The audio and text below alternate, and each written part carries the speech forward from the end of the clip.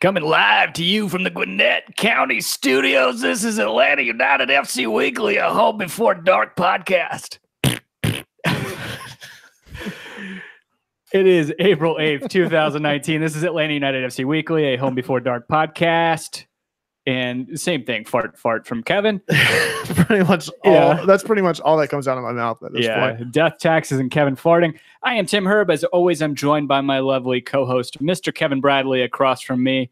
There it is. And we got Dan broadcasting, I think also from Paulding County studio. What's up, guys? How's it going? Oh my God.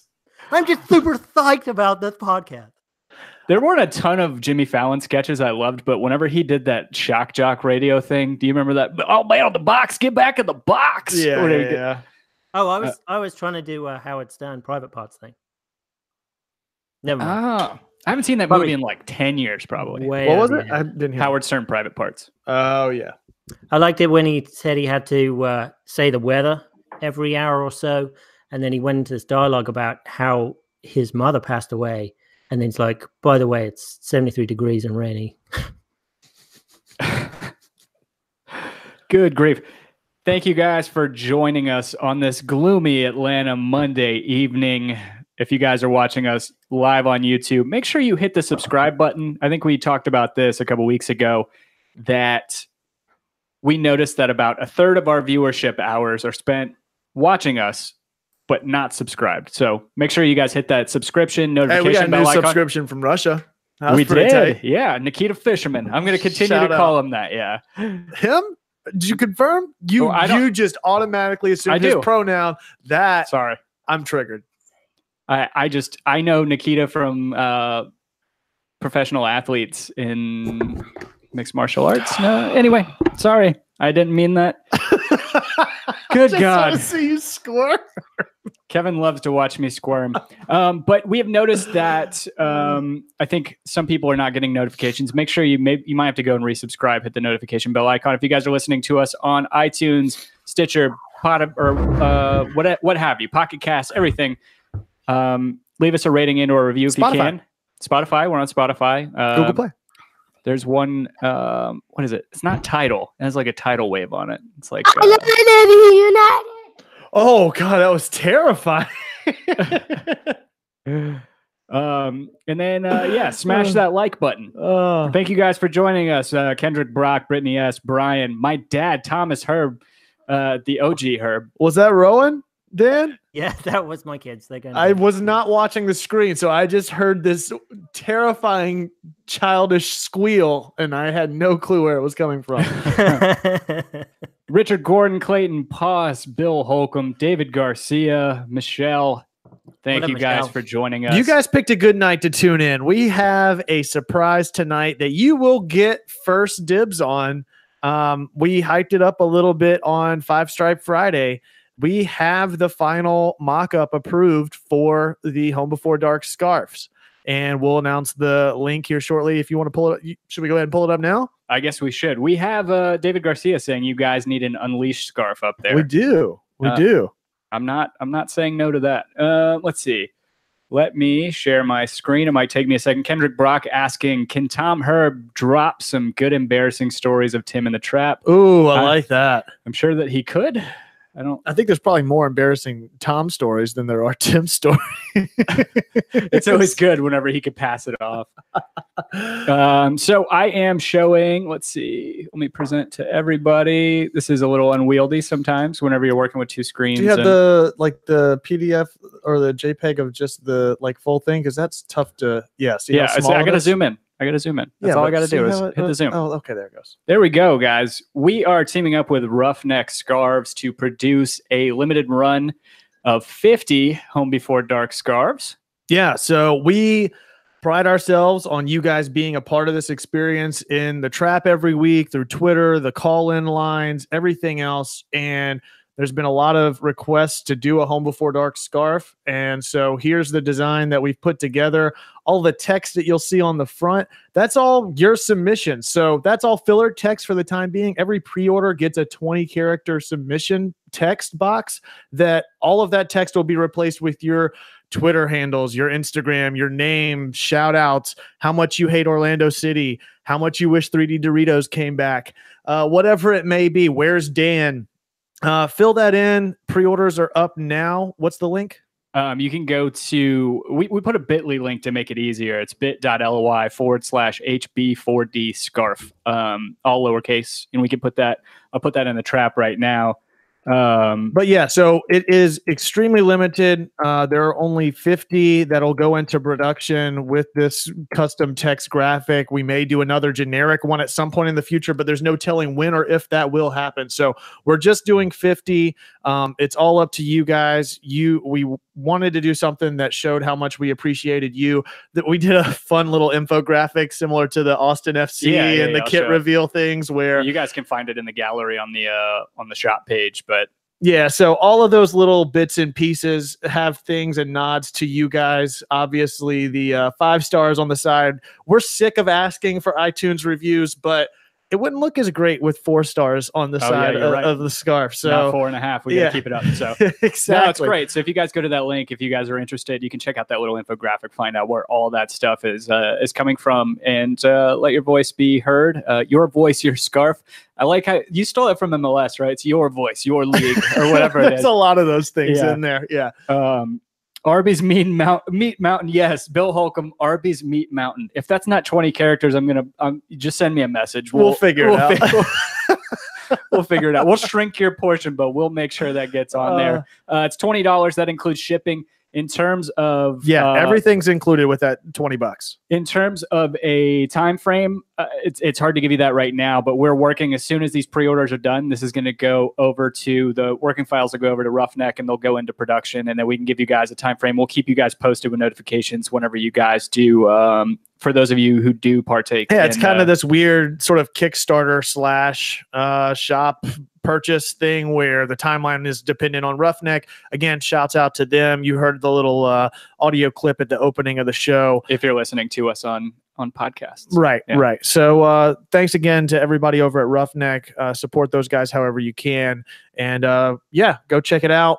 bit.ly /HB4D scarf. We'll tweet up the link and everything at Home Before Dark. Yeah, so Brian's asking, so all of our submissions that end up on the scarf. That's absolutely Whenever correct. you go to purchase, there is a required field that is your submission of text. It caps at 20 characters.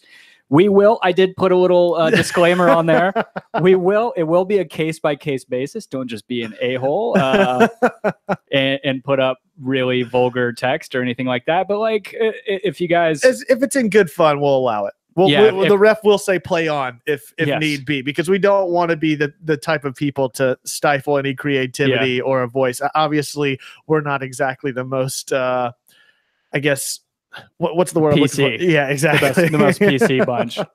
We're not the least PC bunch, but we're not the most PC bunch. But yes, if you guys go to bit.ly /HB4D scarf, all lowercase, or just go to gethomebeforedark.com /shop, and then you can find the scarf there. Website's still a work in progress, so mind the gap, as it were. Yeah. Let me go ahead and we just got a pre-order. I love it. See, it pays to tune in live. This is what you're missing out whenever you're not doing the live stream. You don't get to chat with the homies in the trap. You miss out on all these important announcements, and now you're listening to it next day. Let's hope there's still some pre-orders to go around. And thanks so much for your support, and we're really looking forward to seeing how this thing comes together, because right now that's just sample text. I have no clue what the finished product's going to look like, so I'm really excited. So you guys should be excited to order one if you want Arby's Meat Mountain on a scarf on your wall, or in the game. Yeah. Exactly. That will make my life to see one of those. They're paying around. Yeah, that's pipe dreams, Kevin. So Dan, how you doing tonight, man? Good. You done with the scarf now? I miss you. I miss your flesh, Dan. Whoa. After dark. I was gonna say I miss you being in the flesh here, but then I said it'll be much better. He misses being in your flesh. Well, the last time you touched my flesh was at the wedding, Tim. That's true. It's true. I want to be the Michelangelo to your Saint Bartholomew. to your Donatello. In the For words those of you guys of, who don't get that reference, go look at Bartholomew and Somebody definitely went on honeymoon to Italy. So yeah, there's that. Yeah, Sistine Chapel. Go look that's up real pictures cool. of Sistine Yeah, Chapel, and you know what humble I'm talking brag. about. That's Yeah. cool. Yeah, it's cool. In the words of Anchorman, I want to be in you. How's it going, Dan? Not too bad. Not too bad. I was trying to catch up on a little bit of New England Revolution. Apparently, they've been playing pretty well, which bodes terrible for us. I'm shocked you've been spending time getting caught up on that and not Game of Thrones. There is only 6 days remaining. Well, I'm a book reader, Kevin. I read the books, so I pretty much know everything about it. A lot more than you. Can I? Just watch for Fat Dan at this point. Fat Dan and Dragons. Fat Dan and Dragons. That's gonna be my subtext, by the way. I listen to the Storm of Spoilers podcast, so they usually keep me up to date. Right on. So we are going into our first match week in what seems like forever, even though we did have that. It's almost like we had back-to-back international breaks, but we did have that forgettable Columbus game in the middle of it. But on one hand, I'm glad that the season has kind of eased us in, but on the other hand, it's been really frustrating with all this start, stop that we've had going on in the first 6 weeks now of play. Especially on weeks like this past week where we just kind of watched, because this past week, everybody wasn't on a break. I mean, half the league still played, right? Yeah, no, the majority of the league played. I think there were like 10 games played this weekend, if I'm not mistaken. Yeah, I think we're one of maybe 4 teams in the league that has only played 4 games. I think most of other teams have played 6 right now. Yes, you're correct, Dan. I mean, if you look at the Eastern Conference standings, there are only pretty much everybody has played, aside from us in Toronto, everybody's played at least 5 games. And then there are, looks like 6 teams have played 6 games so far. So we are far behind. So yeah, you've also got Houston who've only played 4. Yeah, I was just looking at the Eastern Conference, but you're right. Yeah, Houston's got 2 games in hand on LAFC, who are at the top, and they can, I don't know, close that gap, I guess. Yeah. Oh my gosh, LAFC are playing lights out right now. A little bit scary, but early days. We'll see what happens. That's what I keep telling myself every time I look at the standings and see Atlanta United. Are we just above Colorado? That is terrible. Yeah, it's pretty terrible, but we've got 2 games in hand right now. Yeah, we have 2 games in hand on Colorado that we're just above, Dan. So don't take too much from it. So speaking of Colorado, are you about to talk about the and of New England? Oh, okay, sorry. No, not yet. We'll talk about that in a little bit. Tim. Yes. Tim, it's Colorado. Yeah, sorry. Colorado and New England, who are our next 2 opponents. We play New England away this weekend, and then we actually host a game. Actually, no, sorry. Did I skip a game in there in the middle? I feel crazy. What are you talking about? Dallas. We have Dallas at home too on the 20th. Yeah. I forgot Dallas in the middle of that. But 2 of our next 3 opponents, you mentioned. It's on 420.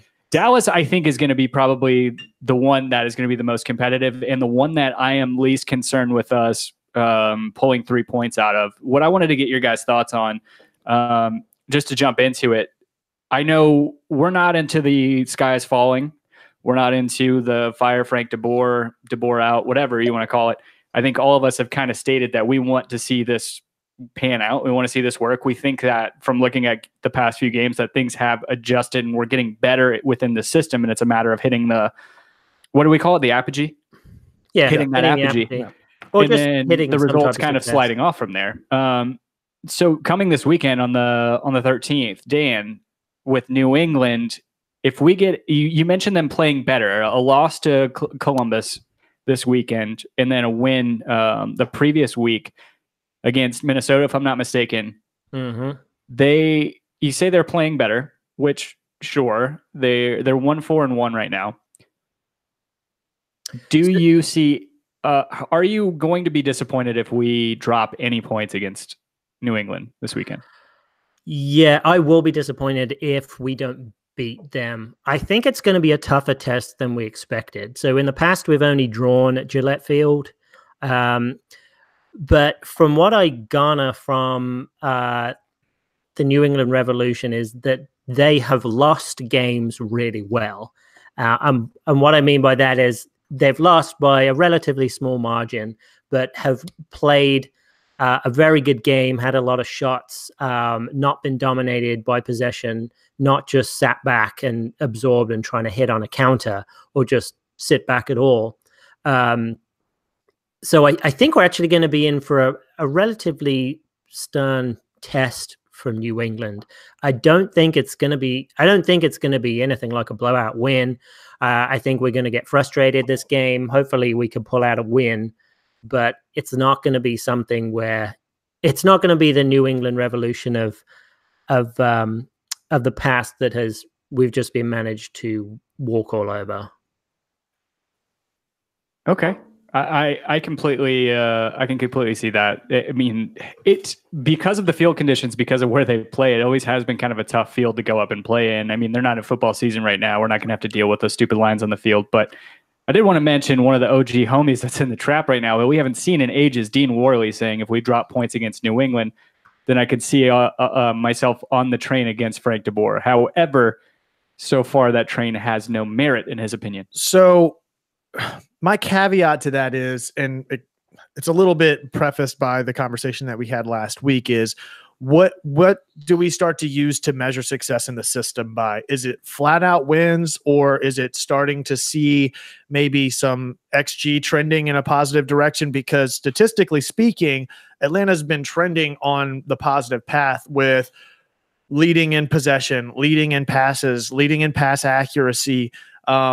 So much so against Columbus, they led in both shots and shots on goal. So if that's the case in this game and we lose by 1 goal and it's late, I think that's kind of a blanket statement. I think that there's some wiggle room in there. I want to see some progress on the field, not necessarily on the points that we take away from it. I think that's very much important. But for me, I want to see progress in what's actually developing in the run of play. So to Bill Holcomb's point in the trap, he says, I'm pretty sure he says what is instead of why. Why is the PPG. But what is the PPG you think we need over the next several matches to continue to be okay with things? PPG being points per game for those who don't know. So it seems like you're contrasting in that point.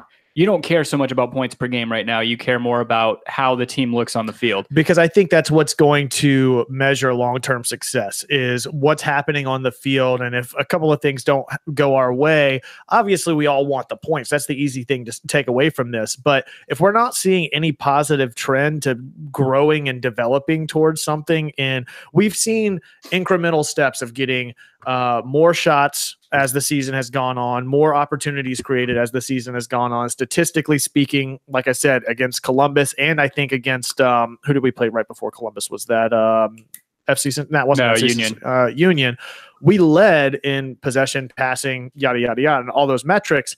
We just didn't get the results that we really wanted. So as long as we're continuing to trend in that way and creating some more opportunities, I'm okay maybe letting 1 or 2 of these games slip. However, I think over the next when did he say the PPG until when?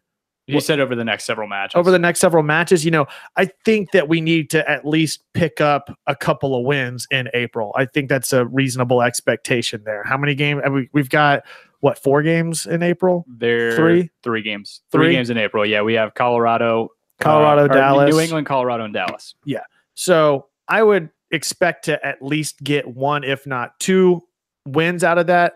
I would say a win, a draw, and a loss, I think, is acceptable for me.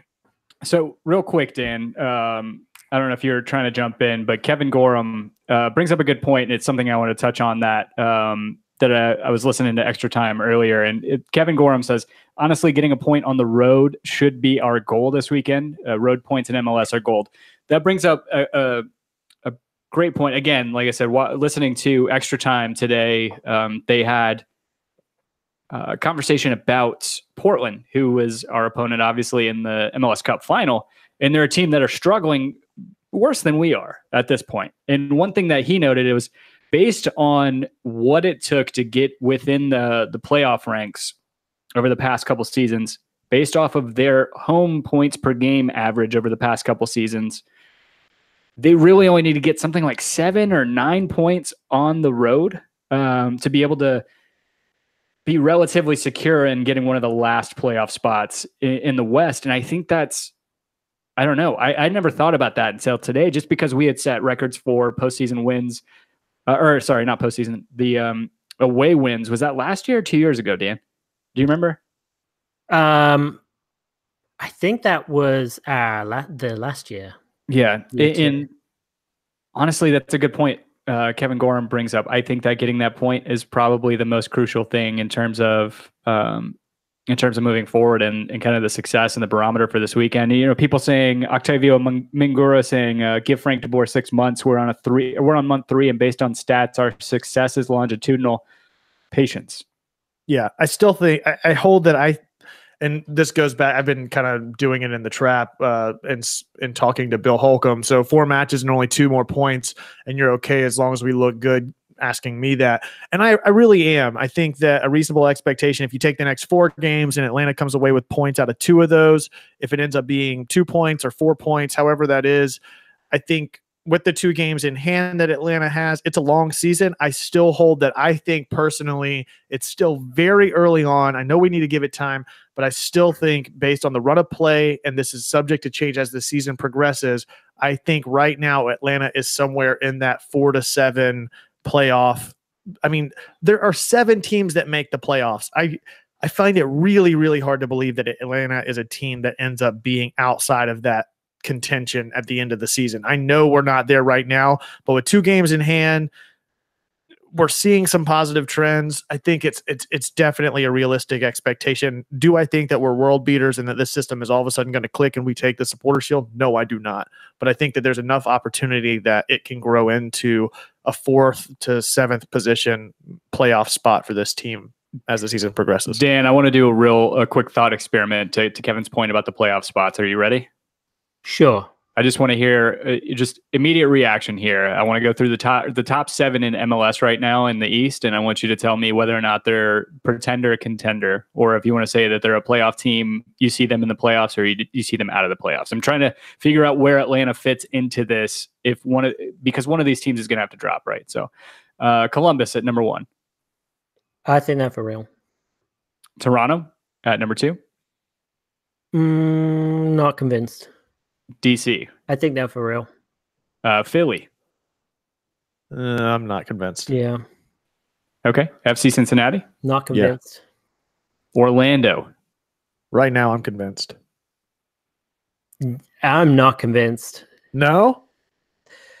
So right now, yeah. They're doing really well right now. That's what I just said. Yeah, but I thought, aren't we? That's all we have is right now. No, what I'm saying is based off of the standings and how the teams are playing, do you think that they will make the playoffs? That's all I'm asking. I'm not convinced Orlando makes the playoffs. And I think that's fair. I'm not either, just based on their experience in the past few years. Montreal at 7.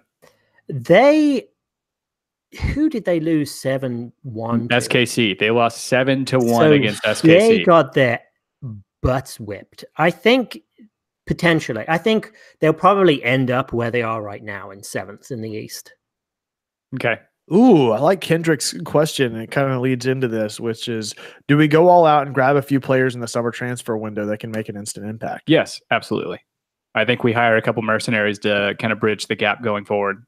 And I think that Frank has to play a pivotal role in that selection process and find players that he thinks are suited for his system, because right now, I don't know how much he had in the influencing of what players were acquired. A lot of the acquisitions seem to take place prior to bringing in Frank DeBoer, and then he comes in to create a system that all the players conform to. So right now, seeing where the team is struggling, I think there's a lot of individual talent, but what could start to bridge the gap between individuals and systems, conversations we've already had, is Frank actually weighing in on what players he's seen through scouting or otherwise that could succeed or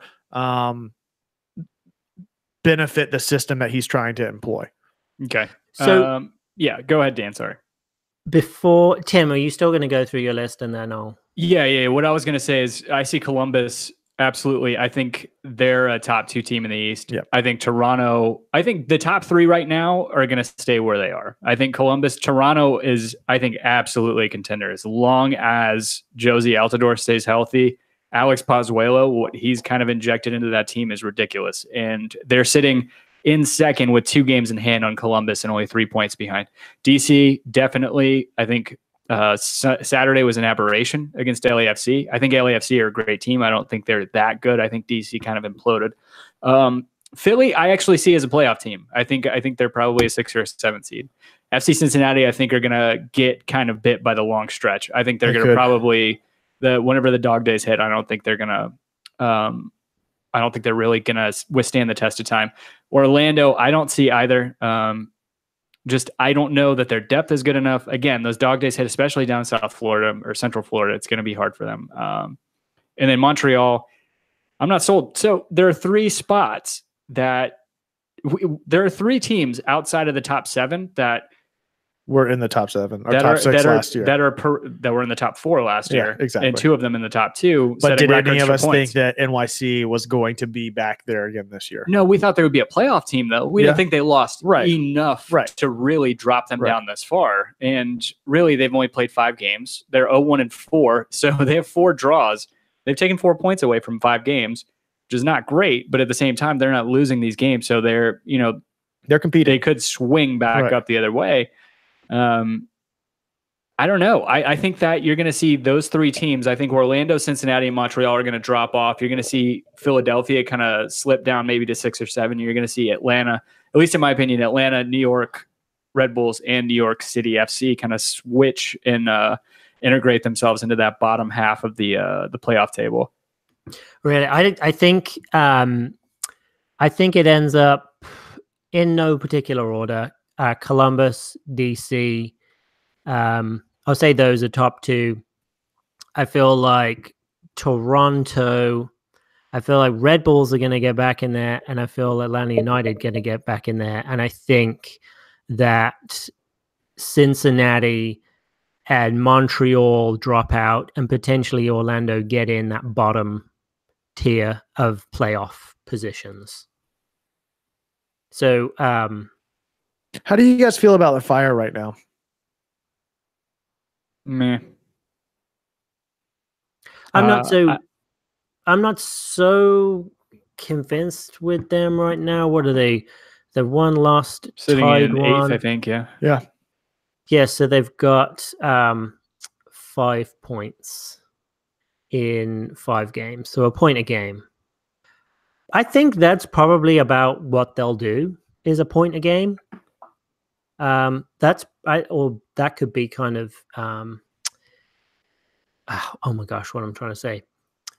That could be kind of generous towards the end of the season. I think they could drop below a point a game. I think Atlanta United, if we can go on a clip of 1.5 points per game in the next 7, so I think that's like 3 wins in the next 7, that would put us, roughly in the bottom part of the playoff picture in the Eastern Conference. And I think that's doable. I mean, providing the switch is flipped and we start winning games. Yeah. I want to kind of point out Brian Diefenbach saying, I thought we were plug and play, evolution, not revolution. He said that's what we were told. And then Kevin Gorham bringing up Red Bulls are in the same situation, lost their influence in the midfield, Tyler Adams. And we most certainly were not plug and play, and it goes back trying to figure out how they transition into their offense. I think both of these teams are supposed to be fit to be plug and play. Both of these teams are supposed to have a system in place where you're being able to put in the academy players, the younger players, the depth players that you have, and then the system's supposed to kind of work itself out. We're not to that point yet. Red Bull should be, though. So I don't know where they go from here, but I think that they pick things up because they're such a well-built organization. Again, you look at all I can really speak to intelligently is Atlanta United. I don't want to open up the can of worms or rehash the conversation we had last week, but I think a lot of that comes back to the individuals and how they succeeded, and the downfall or the struggles that Atlanta had whenever those individuals were missed last year. I think we saw hints of how little Atlanta United was a plug and play system. There were moments of it and maybe some opportunity of plug and play with individuals that were familiar with what the tendencies of other players that they were replacing were. But as a systematic approach to the game or the offense, I don't think that Atlanta United was built that way before. I think that is the goal going forward under Frank de Boer. Yeah, I hope so. I agree with that is a good philosophy to go with. I hope that is what de Boer goes forward with and is managed to pulling off. So in order to not rehash the conversation we had last week, let's rehash it. No, I'm just kidding. No, going back to oh my gosh, was it Kendrick Brock's comment in the trap? Do we go and grab a few players in the summer transfer window that can make an instant impact? What are the positions that you guys feel that there are holes that could be reinforced and strengthened within the Atlanta United squad as we currently have? So I think the biggest thing is players that recognize that Josef Martinez is not going to be the only player scoring goals under this new system. I think so much of Atlanta United over the past 2 years was predicated upon moving the ball and pulling players out of position to then just distribute to Josef.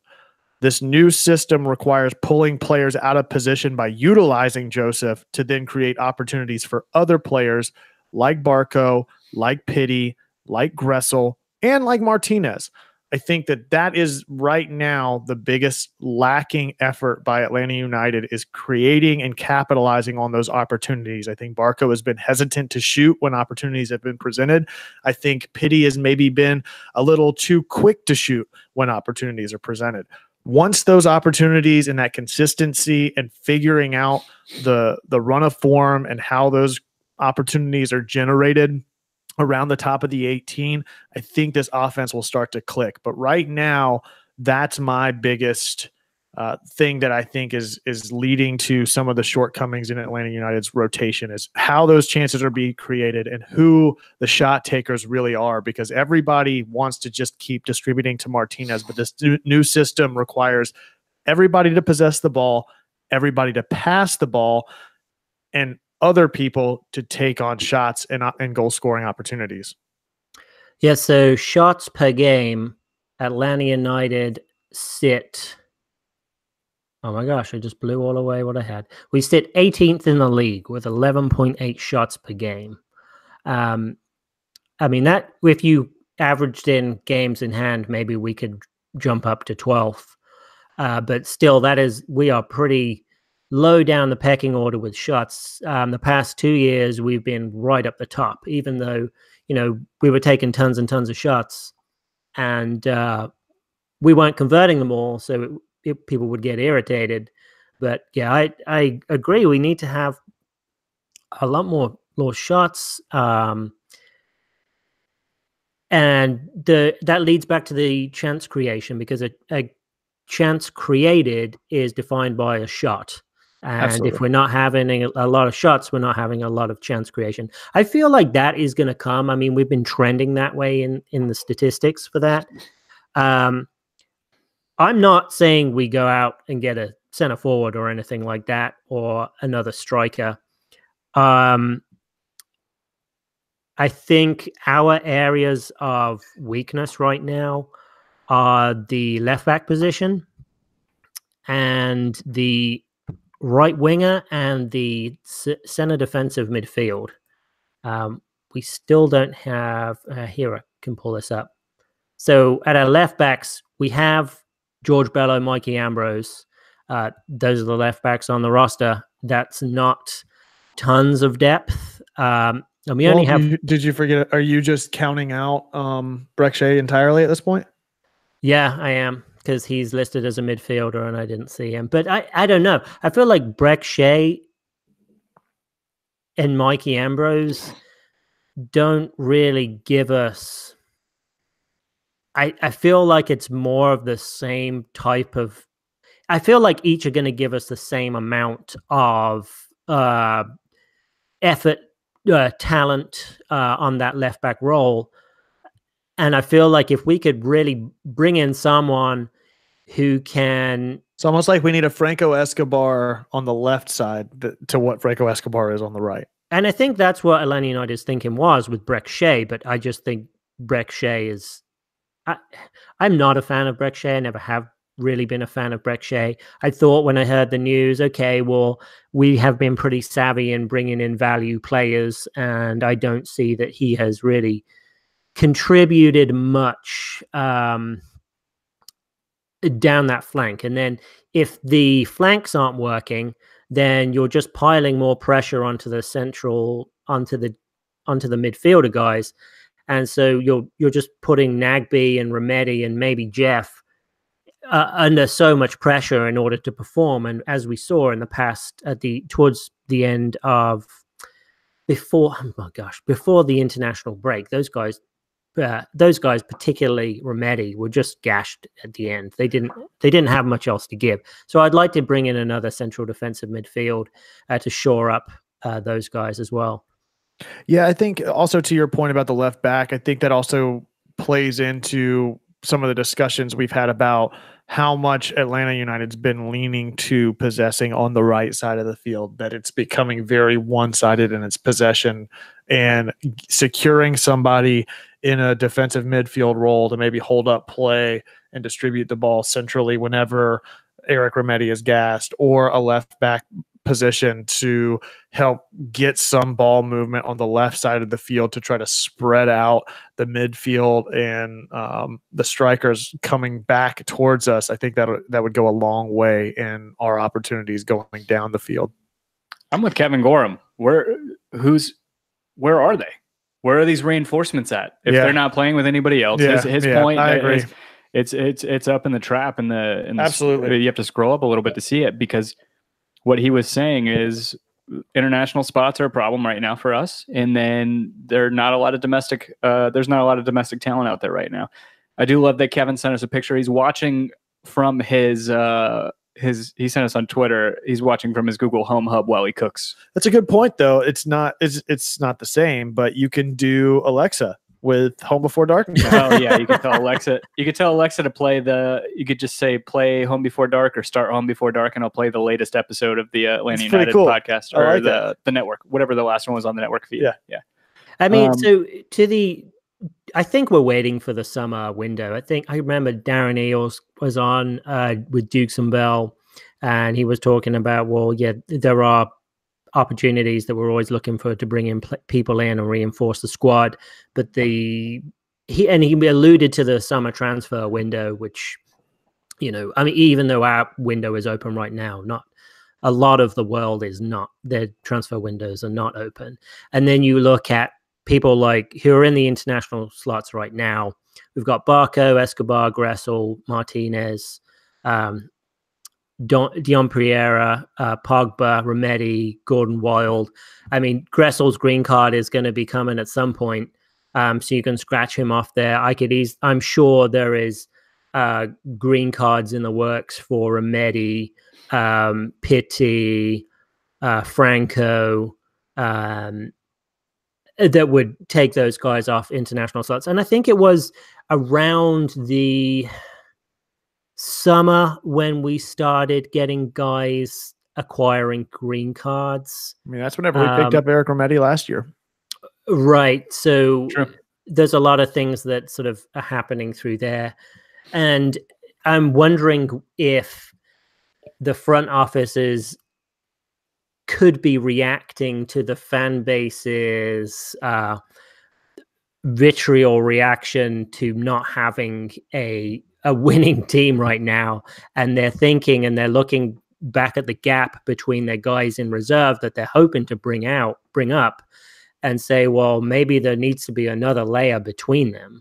I'm hoping Bello can come back and be the guy that we saw for 2 games last year. I'm not confident of that. Dan, first of all, how dare you? Yeah. Second of all, how dare you? Well, in the words of Malcolm X, it looks like the chickens are coming home to roost, Timothy. Well, it's interesting because the one guy that was kind of, if you want to talk about the guys that were crucial to us winning a championship and kind of building it, the one guy we thought we could live without was the one that ended up getting traded to Cincinnati, right? I mean, Greg Garza, if you think about the core guys over the last 2 years that really brought us to prominence, it's funny how quickly we forgot because we were I know we talked about this at length on the podcast last year in the playoffs, is like he was the difference maker between the 2 years. He was out whenever we lost to Columbus, and then his play was outstanding. Very veteran play, making chances, going up the lines, defending well. And I thought he was a huge piece in us winning that championship. And then whenever he got traded, we're like, oh, that's a lot of TAM and whatever. It's a lot of allocation money. And you know what? We want to see George Bello shine, but we thought we had the depth there. We don't. I think we've got to start testing that again. Some of this is just filler because we haven't played as much. I think maybe once we get another 5 games into the season, some of this conversation will play itself out where maybe with a few more games, Ambrose does start to pick up and start trending the way he did last year whenever he had to fill in for Garza. Bello, maybe with a little bit more experience, does start to mature in the role a little bit. Maybe with both of those players starting to trend and mature and play better, it takes some of the pressure off of Breck Shea so that as you're rotating them out, there's some consistency in the run of play. Again, plug and playing in the system rather than relying on the individuals, a la what we had to do with Greg Garza last year. So Brian Diefenbach bringing us to reality. And again, I think that we should be promoting. I've always been a hashtag play your kids guy. I don't know that we should necessarily look outside for the depth that we're really looking for, but because I think that exists within our system right now. But he's saying, here we are having talks about all these changes when we were expressly told by the front office that it was evolution, not revolution. Yet here we are, ... revolution. I think it's a little early, but at the same time, I don't think it's revolution, Brian. I think that what we're really looking at right now is we need depth pieces. We have the guys. To me, the weaknesses right now, I think chance creation is a weakness, but at the same time, I think that once we shore up the fullback positions, I think that chance creation is going to get a little more prevalent. I think that right now, what we're really trying to do is we're trying to stem the tide until Bello's fully healthy and then Franco Escobar's fully healthy, which doesn't seem like it's anywhere on the horizon. That's a good point though from Brian. What do you guys think right now? 5 games in, I guess it's 8, including CCL. Do you think Atlanta United is trending on the path of revolution, or is it evolution? Phone lines are open, 678-827-3297. Let us know what your thoughts are. Again, is this team, this tactic, the run of play, how players are utilized, is it completely overhauling everything, or and a revolution, as Brian mentions it, or is it an evolution based on what those players were doing last year? 678-827-3297. To that point, we got from the transcript, it looks like a pretty good voicemail. I'm going to go ahead and play it right now because I think it's kind of pointed to what we're talking about. What's going on, guys? I'm calling in from the Amelia Eastern Island.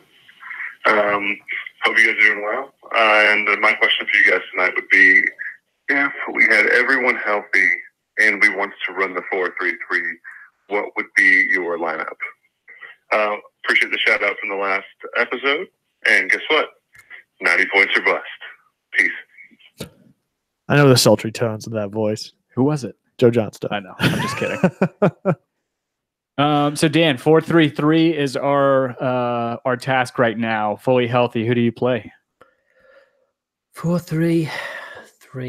Okay, so I wanted to come back to that evolution thing. Well, I'm going to go back 4 of LGP, Parkhurst, Miles, and Franco. Then I'm going to throw in Eric, Rometty, Nagby, and then I need a third, so Gressel, obviously, and then Pity, Barco, and Martinez. My turn. Bello, LGP, Try something Miles. different. Huh? I am.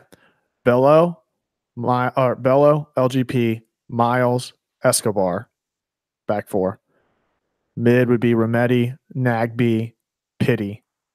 Up top, Barco, Martinez, Gressel. Where are you playing, Pity? Sort of like just in front of Nagby and Remedi in the midfield. So Oh, it's like a real 10. Yeah, like a real 10. Exactly. Hmm. What do you think, Tim? Well, I have one major question for you. What? Can or Guzan? Because you didn't say. You're right. That has a lot of bearing. But they said fully healthy, so that assumes that Guzan's gotten over that sniper wound from the last goal, whatever. As Jay put it, his soul left his body. I think for me, it's Bello on the left.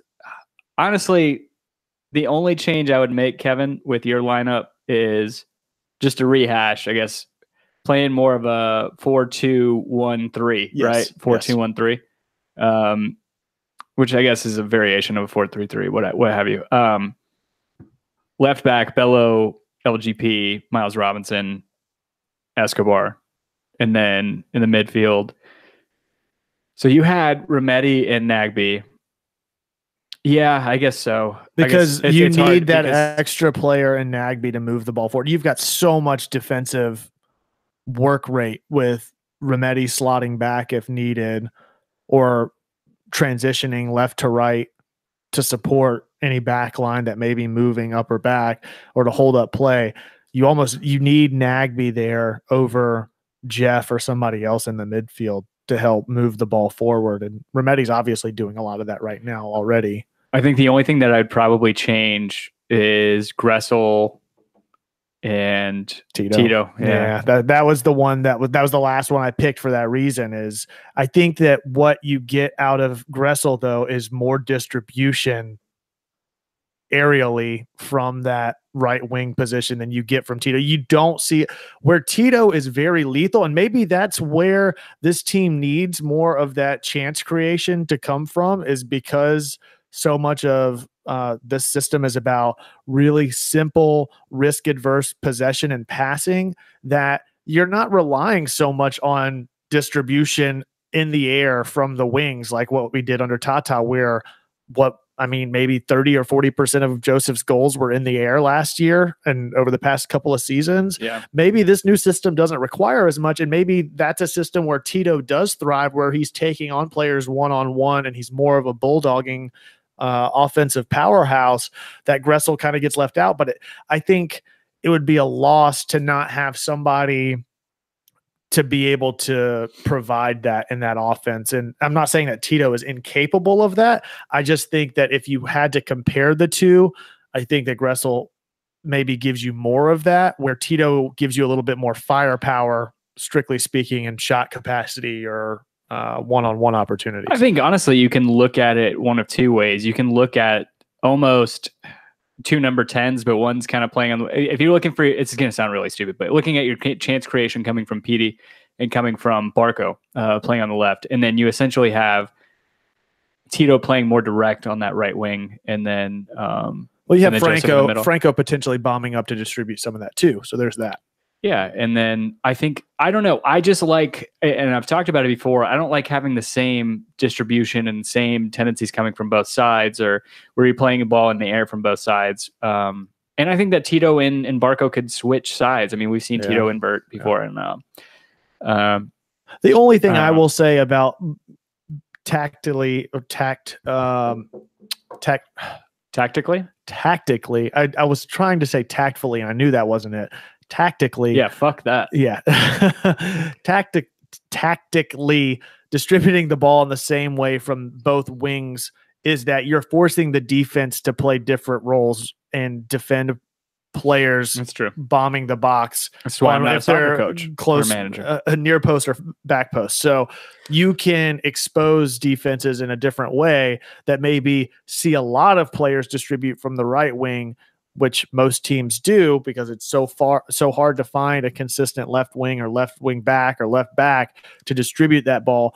By giving you that threat from both sides and a player like Martinez in the middle or whoever it may be to actually get up above everybody else and put it in, that's where a lot of that success has come from under Tata Martino. So I don't know. I don't know which player gives you more opportunities, if it's Tito or Gressel, but I agree. I think those are the two that are kind of a question mark for Dan, me. my short-term memory fails me. Did you have Tito in that lineup or no?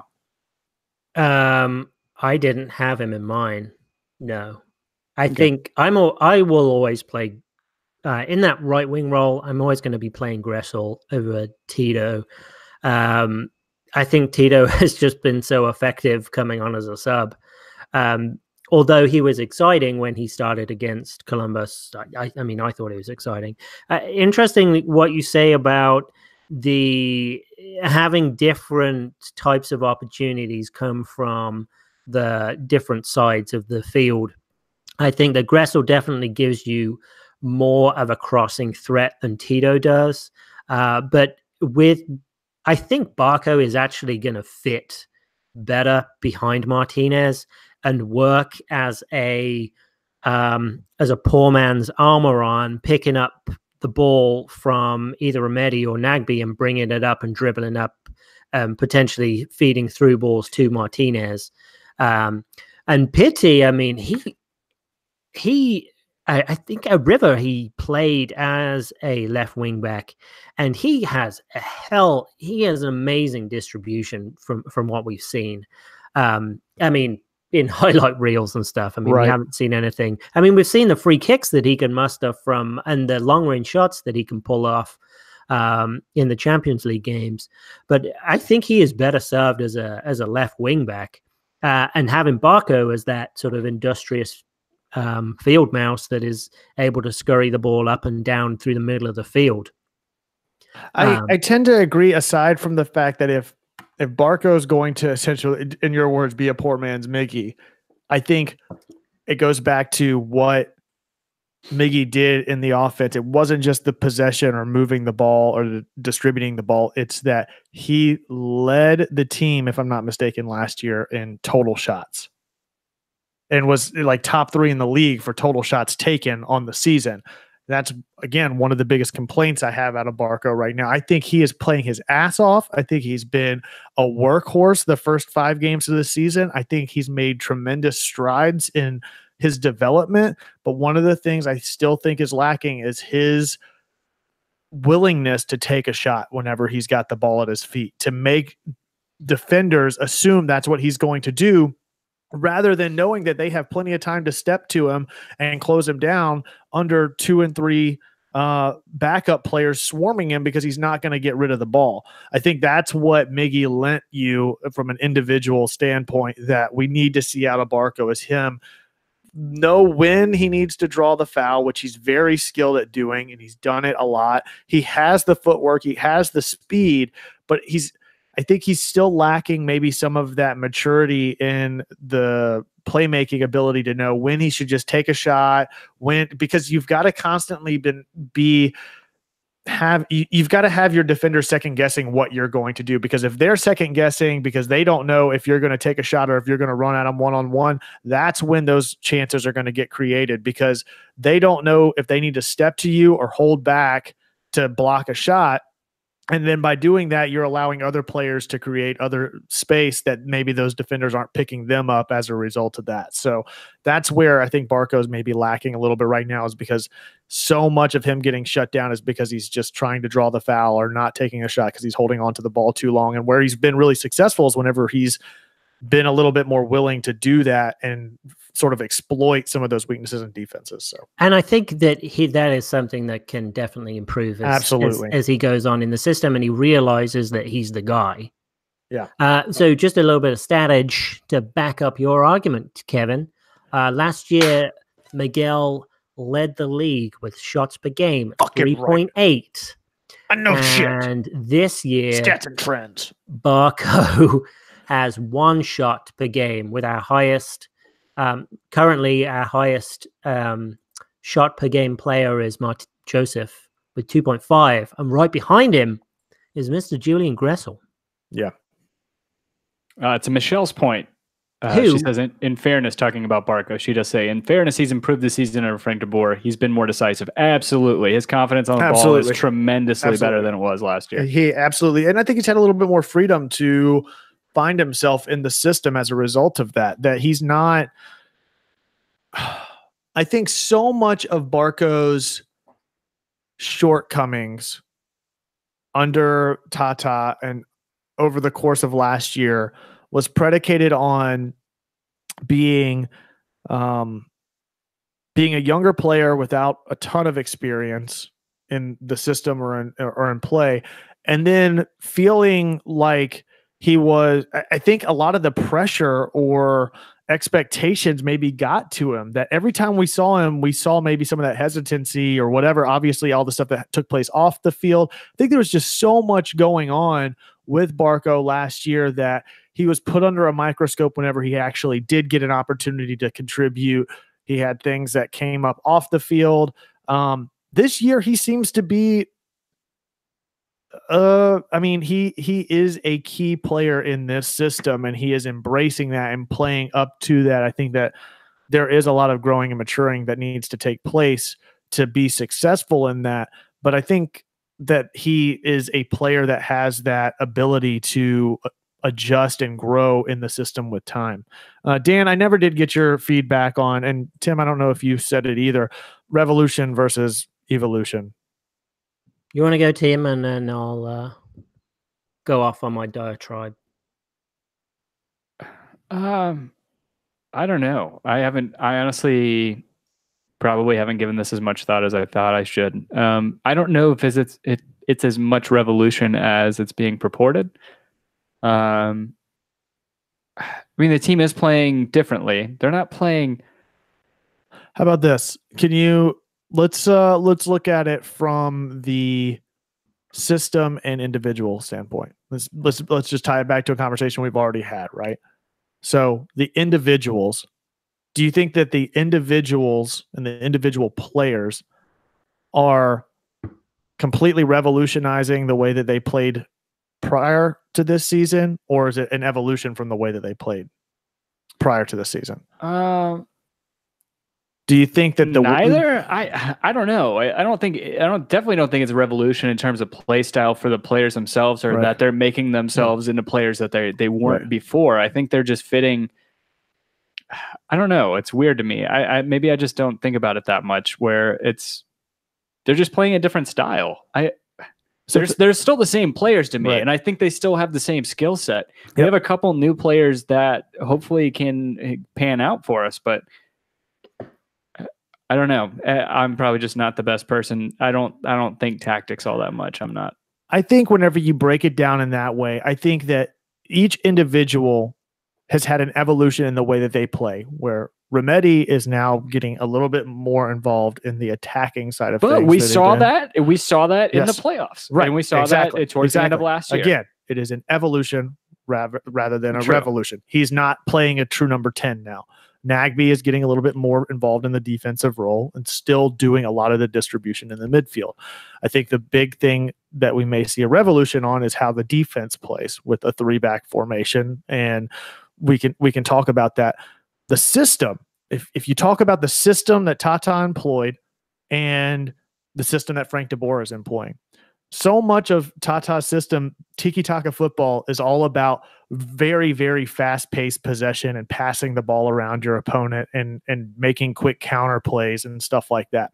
Frank de Boer's system is almost like an evolution of that, which is a more risk-adverse version of tiki-taka football, where it is hold-up play, methodical possession and passing that gets defenders pulled out of position to then create opportunities further down the field. I think that's actually probably more along the lines of, I don't know the difference, Dan. I don't know the difference between tiki-taka, what Barcelona played under Pep Guardiola, and then total football, whatever you want to call it, under Johan Cruyff and Frank de Boer. But they seem very similar to me in that instance. Tiki-taka is the concept that your opponent cannot score if they do not have the ball. Right. So that's why they would make many short passes that are cautious passes out of low risk, so they can keep possession of the ball, and then they can and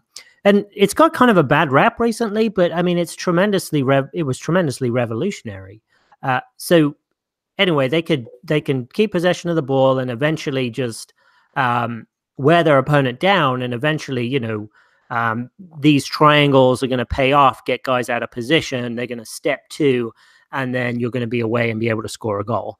But it did come out of, I think one of the characteristic is a fairly low scoring game, and total football is the concept that every single player on the field can play every position. Now, I don't know if that means the forward can play goalkeeper, but it means the forward can play center back and the center back can play forward. Which to me is essentially what Pep Guardiola tried to employ whenever he was at Barcelona. I think he was, I don't know, quoted as saying, not verbatim, but essentially everyone from a skill standpoint on the field needs to be a midfielder, right? Everybody needs to be able to play both sides of the ball. And I feel like there has been more success with tiki-taka than there was with total football, because it's a very difficult system to implement, because you just have to have everybody.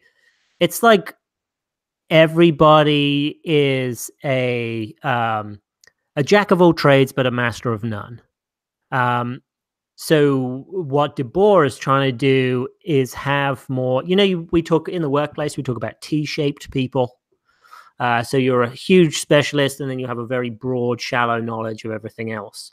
Well, one, I reject that. And two, I think that people need to be more as a sideways capital D-shaped people, that they are very they have a lot of depth in one area, but then as they span out, their depth in knowledge kind of drifts back towards the top. But then you have more knowledge of many more positions. And I think that's closer to what De Boer is trying to do, because that is a more diluted and I think a more digestible version of total football. Okay.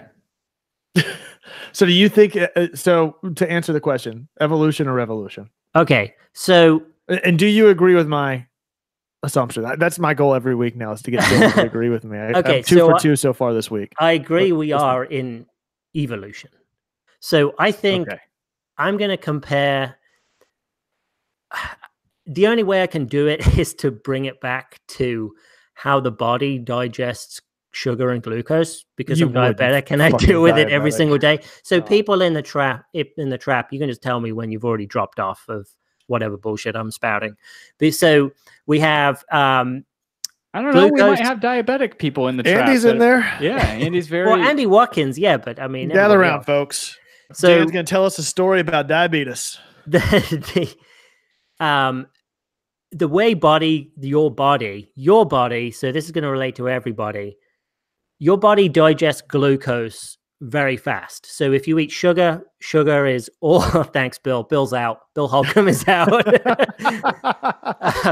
Your body digests glucose very rapidly. So if you eat a candy, if you eat like a donut, or you eat drink a Coke or something, your body is going to digest that glucose. Stop, Tim, I'm on a roll. Your body's going to digest that very quickly. You're going to get a big burst of energy and you're going to go. So if you have something like a big fat steak, your body is going to take a lot of time to digest that. So protein takes a lot of time to digest in the body. Meat. What about Arby's Meat Mountain, Dan? What about Arby's no. roast beef and cheddar on a King's Hawaiian? Because there's a lot of sugar in the King's Hawaiian roll, but it is a lot of meat. Arby's isn't food, so it doesn't fall into this conversation. Oh, so Dan, can you real quick, can you say Arby's, we have the meats? Arby's, we have the meats. Tata was the revolution, and here was the revolution within MLS. So Tata is your glucose. It is your Red Bull. He was coming out blazing. He didn't care about what was happening in the future. He just put the best guys on there to win, and to win fast. That's why in transition, we were able to do that. And we would just go. And we would go fast and score lots of goals. But then when we finally won the playoffs in the second year, we managed to mature a little bit and balance that big fast play with a little bit of maturity. And so tiki-taka. Frank de Boer is your protein, right? He's the guy who's going to come in there and he's going to level everything off because he cares about the future. He's got a 5-year plan. He's got a 10-year plan. He's got a 15-year plan. So he needs to implement that philosophy so he can build this empire that he's looking to build. Tata, although we love him and he's awesome and brought us all the championship glory that we wanted, he is not the guy to right the ship and be there day in, day out, year in, year out to be on the same project. He wants something else to do. So Frank de Boer is nothing but evolution. And Bill Holcomb in the trap, Tata was meth and FDB is regular food. Is that what the analogy is? This analogy a lot better. Frank de Boer is more like the extended release Adderall. Like it lasts all day. It's not like taking a hit off of the meth pipe. No, it's like meth versus like low key, like shrooms or something like that. Right. Like really slowed down. Tata was Red Bull or Monster. Frank de Boer is your protein shake. Okay. What about sugar? Dan, what about Sugar Shack? Yeah. No. What about Sugar Shack? I'm down for that. No, I was gonna say, what about sugar-free Red Bull? How does that get processed? Because that's it's not food. Your body doesn't see it as energy, right? The caffeine, yes, but not the sugar. Correct? Well, it's all sugar alcohol. So sugar alcohols is basically the same thing as sugar. It's still going to power either. If Tata was a fast food place and Frank de Boer was a fast food place, who would they be? So Tata would be okay. Tata would be your McDonald's because there's more carbohydrates there and you can digest it. Frank de Boer would be your Hardee's, your heavy, thick burger. That's why we're on I am on the de Boer diet. I think why wouldn't he be like an 8-piece from Popeyes?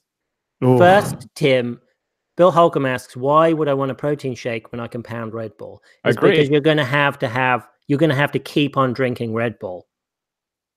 Yeah, he said, who's Arby's? That's who I want as a coach. I think Chris Armas because he's a meathead. So to that point, do you think that Atlanta United's investment strategy matches up with a protein shake approach to team building strategy? Because so much of what the front office alignment with buying these players and these marquee signings under Joseph Martinez or Barco or Miggy were the Red Bull pace of play. It goes back to what we were saying earlier about Frank having some opinion on who is being implemented in his system.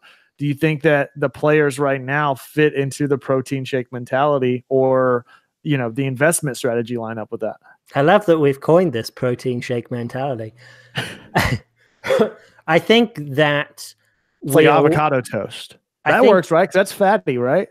Avocado toast. toast. But you also get the carbohydrates. No matter if it's like a whole wheat piece of toast, it's all a lie. It's all terrible. No, Tim. So there's a caveat to that because fat slows down the absorption of glucose into your body. So but there is also a lot of evidence, and Dr. Rhonda Patrick backs this up, that high volume of saturated fats along with carbohydrates is actually really bad for you in the long run. Exactly, because your blood sugar spikes. So fat stops the glucose from being absorbed into your body.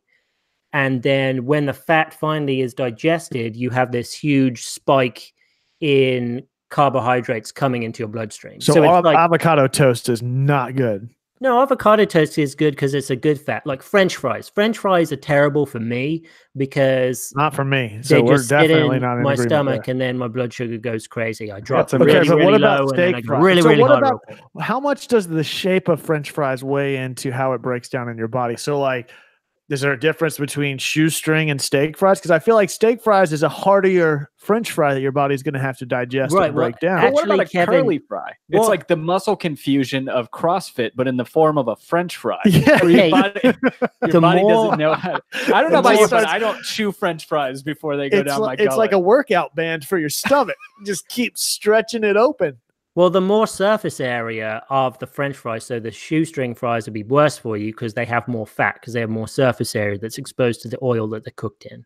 Okay, but what about like if you almost sous vide it? But what about okay. What about French fries confit? Or that sounds disgusting. What about potato wedges that have a little bit of the fiber from the skin to help break down that and metabolism? some of the chicken skin breading? Fiber's just roughage and it gets broken down it's a carbohydrate basically. Dan, you're so smart. So who's the I like Michelle says it's about now where the show took a turn last week. It's very true. Okay, so last question, Dan. Rank French fries from first to worst, from shoestring, waffle, steak. What else we got, Tim? Curly, potato smiles. No, that's an unfair fight. That's number one every time. Yeah, and tater tots. Tater tots are not French fries. Is a hot dog a sandwich? Yes, potato, but hash browns. No, tater tots are hash browns, which are not French fries. Okay. So curly, steak, shoestring, and waffle. Is that it? Are those the only kind of fries? Boardwalk fries. Shoestring's the worst. Waffle's the next worst. Curly fry, depending on the seasoning, is going to be the next. And I guess steak would be. Oh, gross! What's wrong with you? That's too much potato in your mouth. Just go eat a baked potato already. Oh, that's so gross. All right, we got rankings coming in from the live chat. I love it. This is evolution or revolution. This is clearly the conversation has evolved to a more sustainable topic that the people can get behind. Brian, your rankings are invalid. He says tots, waffle, shoestring, steak. Tots don't count. Waffle fries, I can give you that if they're crispy, but whenever it's just too much skin on the butt, it's bad. Steak fries, agree. Bill Holcomb, steak the worst. Waffle, curly, shoestring is the best. I agree. You got to get the crisp on it. I got some boardwalk fries, which are not even mentioned, sitting in the air fryer right now, where you chop them up like Five Guys. That's like boardwalk fries. I think those are, whenever they're cooked properly, are top of the heap. But I'm with you, Kevin. Steak fries are the pits. They're gross. They make me want to puke whenever I'm putting waffle fries at the top of mine, man. I love a good fresh batch of waffle fries from Chick-fil-A, dude. Agreed. And I'm very envious of that time, probably a month or two, where the people in Athens, Georgia, and Denver, Colorado got to taste sweet potato waffle fries.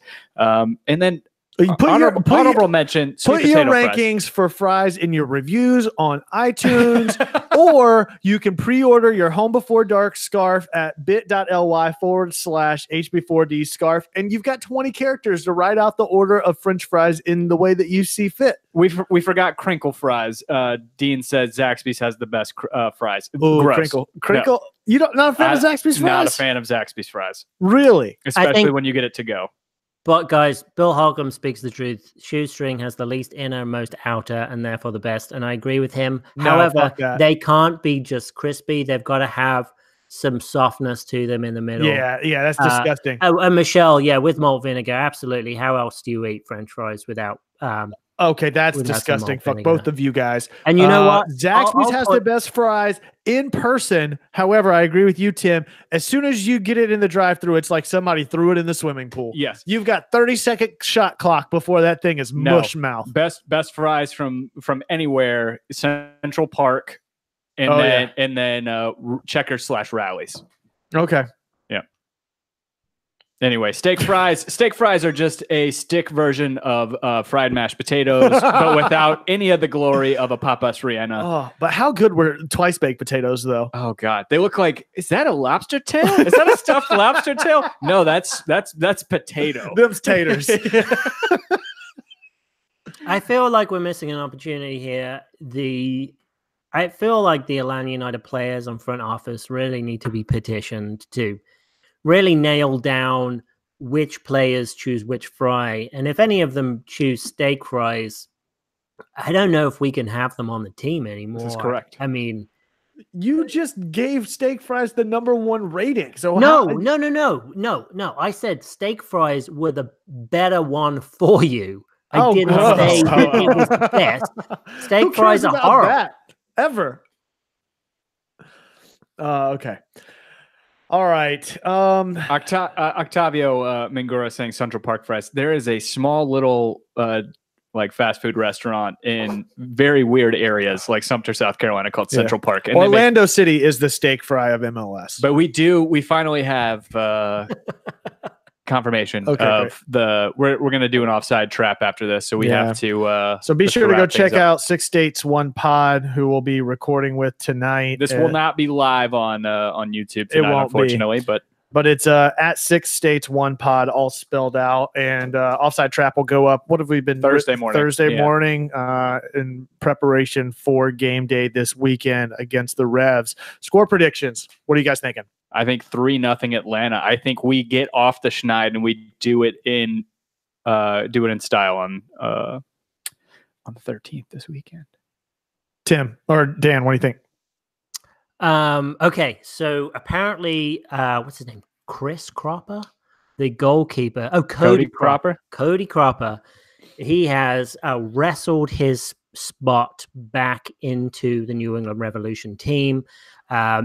I was actually listening to the podcast guys are going to talk with after this, and they played a little clip, and he was very motivational. He was like very sort of like, I'm just going to keep my head down. We're going to work for this. He's managed to earn back the jersey, and here is the same goalkeeper. We beat 7-0 at the Mercedes-Benz Stadium. So 8-0 this time. Let's go. I would love it. I have a feeling it's gonna be a 2-1, hopefully a 2-1 Atlanta United win. I'm done calling for Atlanta United wins until I see one. So 1-1 is my final prediction. It's a popular scoreline for us this year. Yeah. All right. You can find all of us on Twitter collectively at Home Before Dark. That's before spelled B and the number 4. Check out gethomebeforedark.com/shop or bit.ly/HB4D scarf to get those pre-orders in. They are in limited quantities. I know some of you guys pre-ordered one during the show, so thank you so much. That link and everything else will go up on Twitter and all of our typical platforms tomorrow whenever this show goes up. However you found us, if it was on iTunes, Podomatic, no, we don't go up on Podomatic. Don't do Podomatic anymore. That was years and years ago. That's right. If it's on iTunes, Spotify, Google Play, whatever, if there's a star or a rating system, throw it up there. Leave us a rating or review to hear it read aloud on the show. We did get a couple new ratings. I think we're up to 169. So next one breaks the duck for all of us. I don't think any of us threw anything higher than 169 in the vault for total number of reviews for the end of the season. So our goal is to hit 200. Thank you guys so much for tuning in and showing out with us each and every week. We love the hell out of you. We will see you next time. As always, be home before dark. Let's let out the old Georgia parole on them.